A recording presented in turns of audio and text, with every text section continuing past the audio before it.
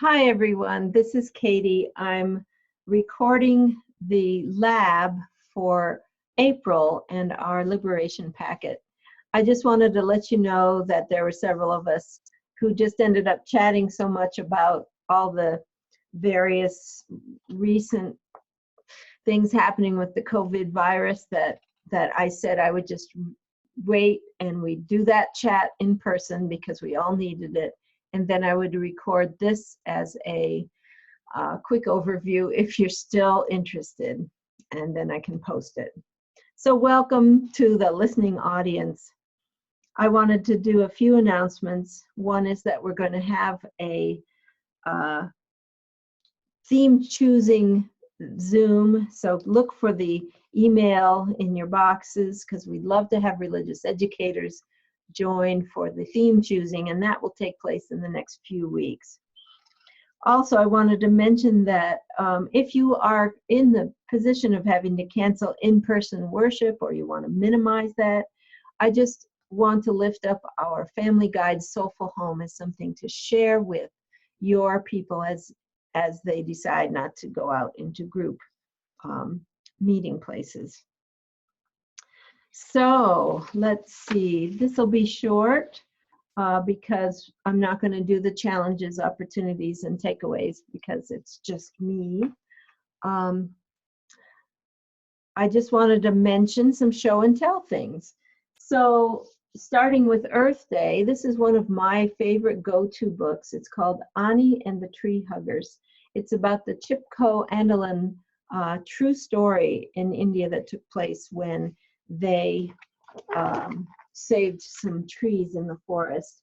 This is sort of the inside of it, so there's a page of text which tells the story.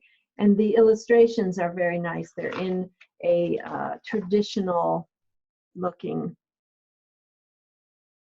mode. Then, so that's for Earth Day and our 4-Sunday April thing, April month of liberation.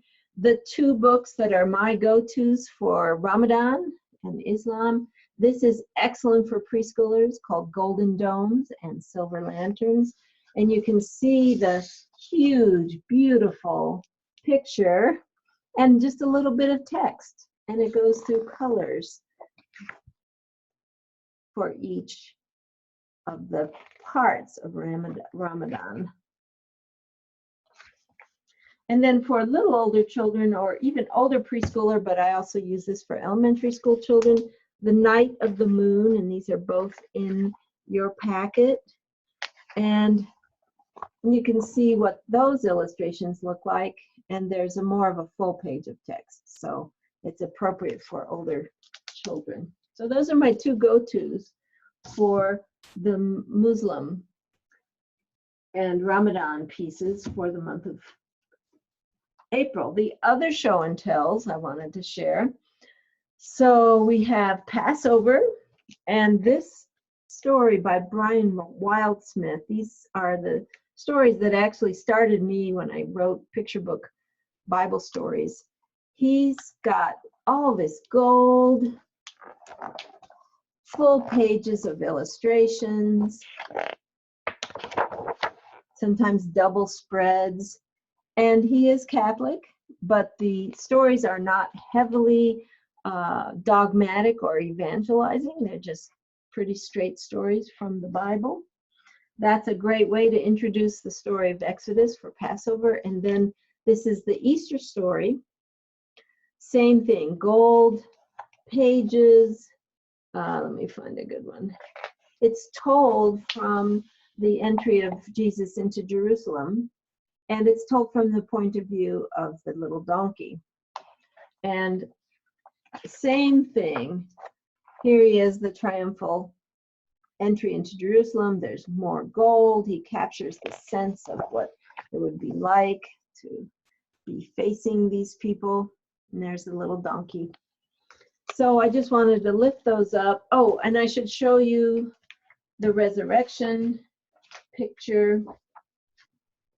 You see, it's got the theology, and he's being lifted up into heaven.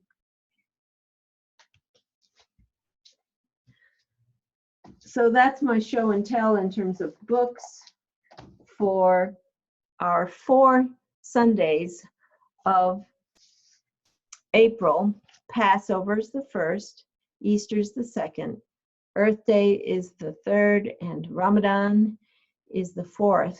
And the genius of doing these 4 holidays from the theme is that we approach it in a little bit different way. It's not just saying, what is Passover? It's saying Passover, looking at it through the lens of liberation, teaches us that liberation happens together and liberation takes time. So you think of all of the people who worked together to free those slaves from Egypt, and then their journey in the wilderness of 40 years. They weren't liberated for 40 years, and it took some time. Easter, through the lens of liberation, is that defeat and loss will never have the upper hand. We can be liberated from hopelessness. And that's a universal message and a really nice way to think about what Easter could mean. A liberation from hopelessness. Earth Day, we are liberated by our interdependence. And Ramadan, we are liberated from the material into the spiritual world. And so the teaching is, Ramadan is a time when the Muslims liberate themselves from the whole idea of eating during the day, in order to spend more time thinking about what matters most. And we can do that too as Unitarian Universalists. A couple of things I just wanted to lift up. The book called Meet Jesus, The Life of a Beloved Teacher, that I reference extensively in that packet, is one of the most approachable ways to teach UU children about the UU view of Jesus. I really like that particular book and hope that you put it into an RE library if at all possible. I also talk about plague bags for Passover. This was something that a Jewish Unitarian family introduced to me. They made black velvet bags, and in it they put little models of frogs. They put some bubble wrap, which stood for the boils because they pop. They put in grasshoppers for the locusts. They put in a bottle of thick fake blood. I think you could use just colored red water. They put in a skeleton for death of the firstborn. Anyway, it was a creative thing. So each bag had one of these, and they were set under the chairs of the Haggadah, the Passover Seder. And then the children would lift them up and try to guess which plague they had. And I just found it such a tactile, wonderful way of understanding what the plagues were and being a part of that story, that I put the plague bags into the packet. Finally, I wanted to mention the Easter can hunt idea. I've talked about this in other years' packets, but my angle for liberation is liberate ourselves from cheap plastic crap. We called it CPC. And rather than buy more trinkets and buy more plastic eggs and have this Easter egg hunt where there's always somebody who's crying because someone stole their egg, or they can't find anything, or somebody's run over someone else and grabbed the egg that they almost grabbed. I just felt like that was not the spirit of a faith community that I wanted to continue. And so instead, we asked people over the several weeks before to bring cans in. Our particular group that we donated the food to was the AIDS Pantry. And we collected cans, and then the older children and youth hid them. And the younger children came out and they found them. And they loved it so much because nobody felt like they had to get something. They were going to get that piece of candy before anyone else did. And they brought the cans up. The trick is not to have traditional baskets, because more than 2 cans in those baskets just fall apart. Even paper bags won't work. So we asked them to bring it up in their hands. And then we had great big,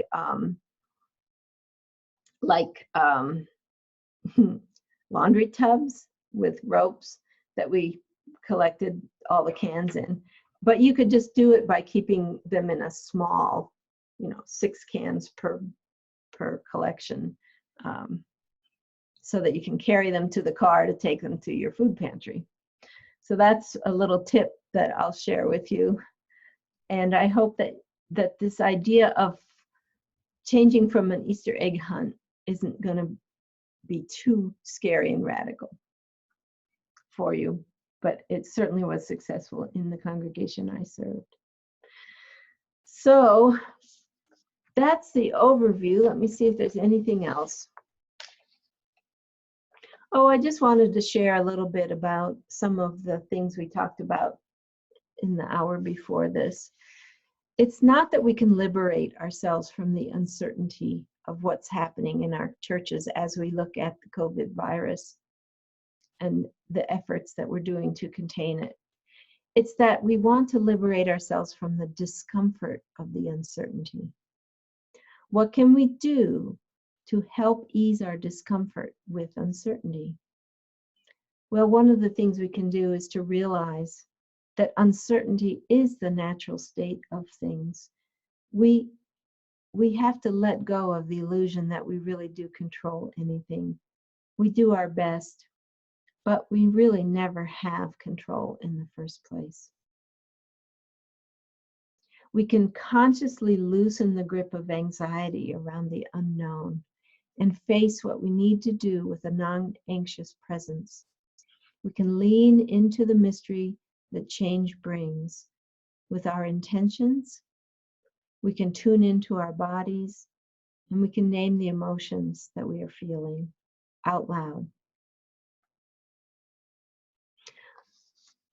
So as we enter this time of uncertainty with what's going to happen and what we can do,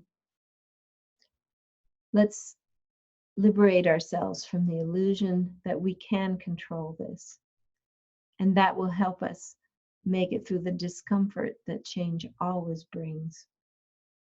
And one of the outcomes of our discussion in the last hour is that maybe this will propel many of our congregations into things like live streaming and Zoom meetings and using technology when we can't do face-to-face meetings, and make it even better. So if someone can't make a meeting, the Zoom is always available.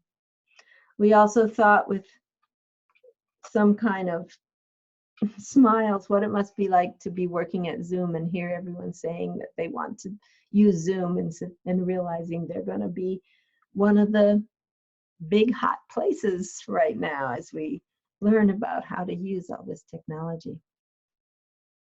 So that's all I have this week.